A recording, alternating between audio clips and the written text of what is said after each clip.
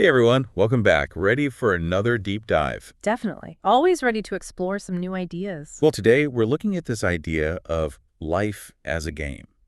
A game with, get this, spiritual rules. Oh, intriguing. Where are we getting these rules from? From a book that's almost a century old, Florence Scovel Shinn's The Game of Life and How to Play It, published way back in 1925. Wow, going way back. But to balance things out, we'll also be bringing in some more modern perspectives, maybe even some insights from psychology and how our minds work. Stuff like Daniel Kahneman's work. Yeah, gotta have that balance. But this whole life is a game thing, it kind of resonates, doesn't it? A lot of people feel like life is this constant struggle. It's true, but Shin kind of flips that on its head. She says it's not a battle, it's a game. And once you understand the spiritual laws at play, you can actually use them to your advantage. Okay, spiritual laws. Now that's where things get interesting. It definitely has a bit of a mystical vibe to it.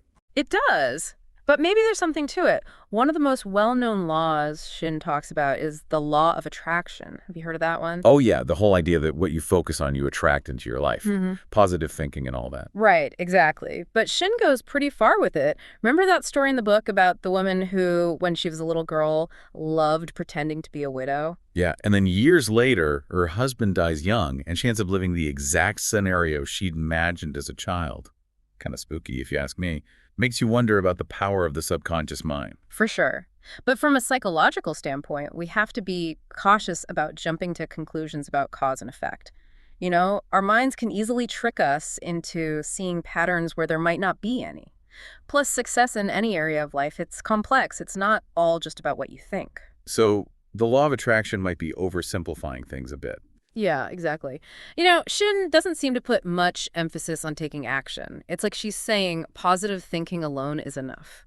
And that's where things veer into what we call pseudoscience. To actually attract what you want, you have to put in the effort, the actual work, alongside the visualization. Makes sense.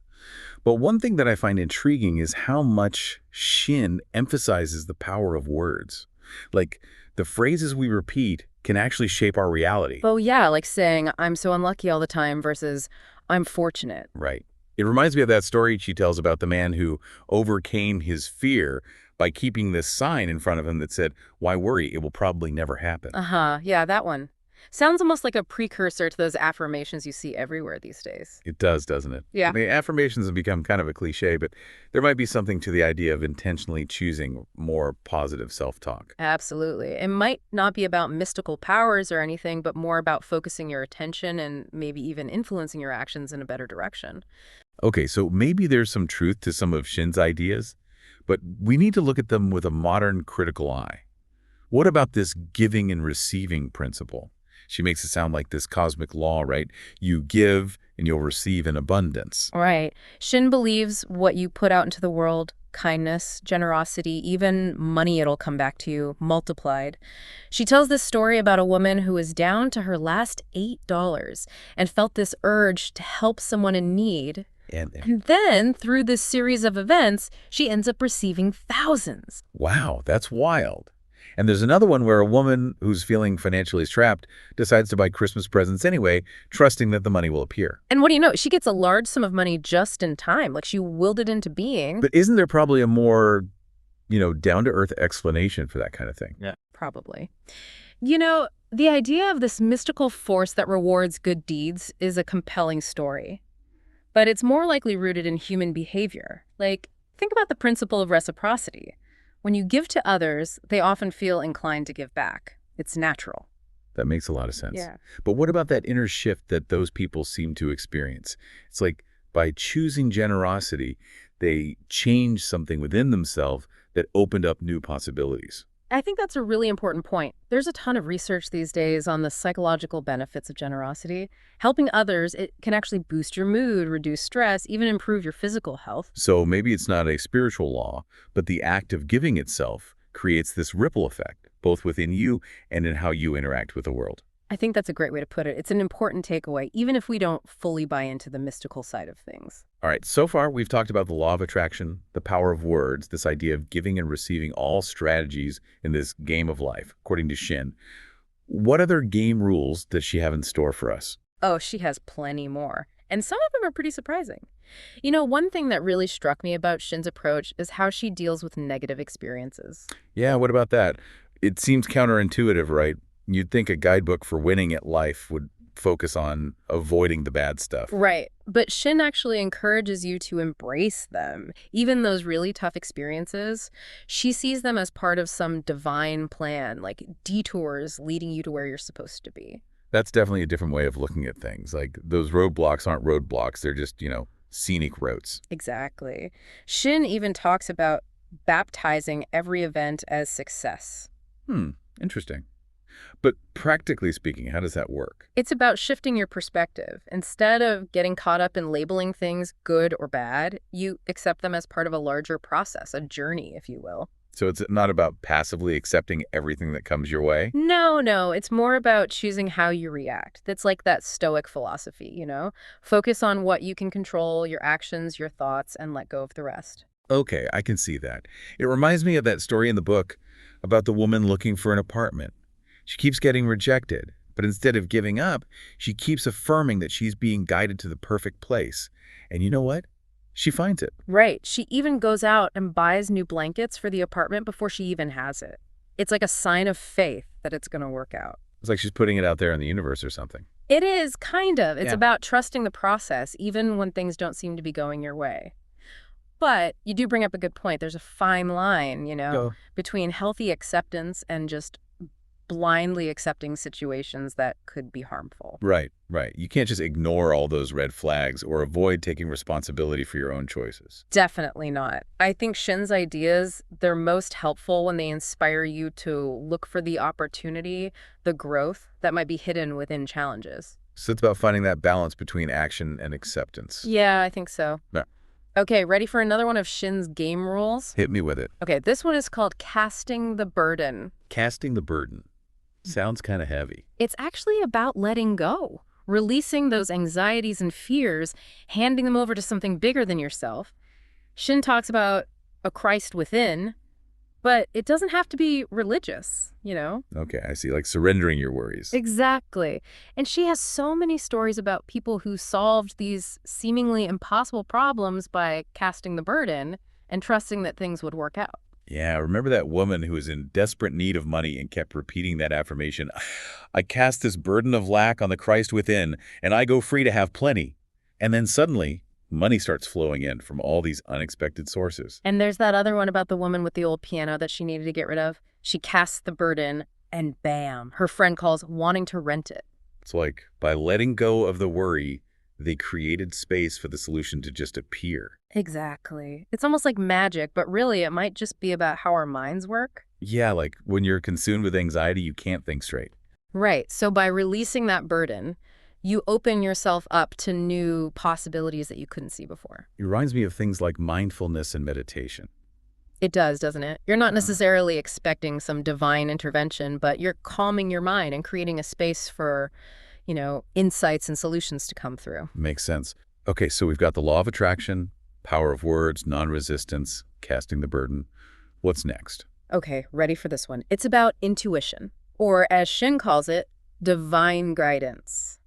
Those gut feelings, hunches, she thinks they're really important. Interesting. Intuition is a tricky one. It's hard to explain scientifically. It really is. It's subjective, hard to measure. It's not like, we can look at brain waves or something to see it happening. But you can't deny that people have those aha moments, those flashes of insight that seem to come out of nowhere. Yeah, and some of Shin's stories really make you wonder, like that woman who felt this strong urge to donate $100 even though she couldn't really afford it. And then boom, she gets a much larger sum unexpectedly. It's crazy. And then there's Robert Fulton, the guy who invented the steamboat. Where he supposedly got the inspiration No pill. from watching a boiling tea kettle. No way. Seriously. Makes you think maybe there is something to this whole divine guidance idea. It does, it does. So how do we make sense of intuition then? Well, there's actually some research suggesting that intuition can be a factor in decision-making, especially in situations where you have to process a ton of information quickly. Like, think about an experienced doctor or a really good chess player. They develop this gut feeling that's often accurate. So it's not about throwing logic out the window. It's more like learning to trust that inner voice a bit more. Exactly. But like with all of Shinn's rules, you got to find that balance. Not every hunch is a divine message. Right. Could just be your own biases or wishful thinking pretending to be something deeper. Exactly. Critical thinking is still important. Okay, before we move on, we should probably touch on two other concepts that were pretty popular back when Shinn was writing: reincarnation and karma. Oh, yeah, she definitely mentioned those, even though they weren't the main focus of her book. Right. She suggested that what's happening in your life right now, it's shaped by actions and beliefs from your past lives. Whoa, past lives. And she also believed that we're constantly experiencing the consequences, both good and bad, of those past actions. So basically what goes around comes around. Pretty much, it's karma, right? And it's a complex idea, not something everyone agrees on. Yeah, I can see that. She even uses that example of the guy who's really wealthy and healthy. She suggests he must have lived a super virtuous life in a past life to have all that good fortune. Yeah, that one. But these days, we'd probably say there are other factors involved, right? Social and economic structures, opportunities, disadvantages people are born into. And of course, you can't forget plain old chance. True, true. Life can be unpredictable, that's for sure. It is. So while we can learn from Shinn's ideas about mindset and making conscious choices, it's important to remember that success isn't always a simple formula. There's so much that's outside of our control. Right, life's full of twists and turns. It is. Sometimes the best we can do is just try to navigate those twists and turns with awareness and grace. Well said. Well, I think it's time to wrap up our deep dive into the game of life. What are some key takeaways our listeners should remember as they continue playing their own game? It's amazing how Shinn takes these concepts, frames them in this way, as a game.